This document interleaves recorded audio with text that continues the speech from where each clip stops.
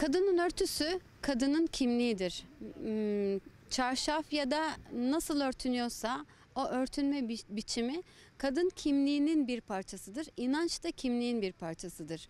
Kimlikle ilgili bu kadar mücadele verdiğini söyleyen yapıların kimliklerin unsuruyla ilgili hakarete varan bu tarz pankartlar ya da söylemlerde bulunması gerçekten şaşırtıcı. Kürt kadınına baktığınız zaman örtü Kürt kadının kimliğinin bir parçasıdır.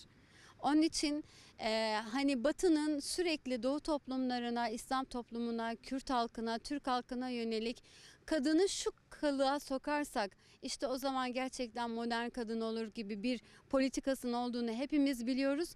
Buna bu halkın kurumlarının ya da yapılarının böyle bir çanak tutması anlaşılabilir bir şey değil. Bir kadın olarak şunu söyleyebilirim.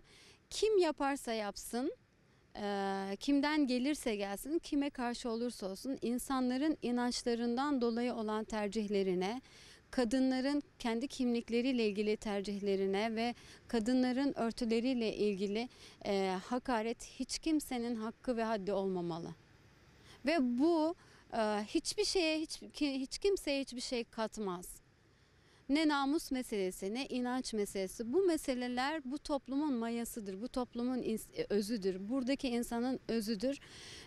Kürt kadını için de örtünün çok farklı bir anlamı vardır. Ta uzun geleneklere bile dayanır. Sadece İslam'la değil. İslam'a dayalı geleneklere de dayanır.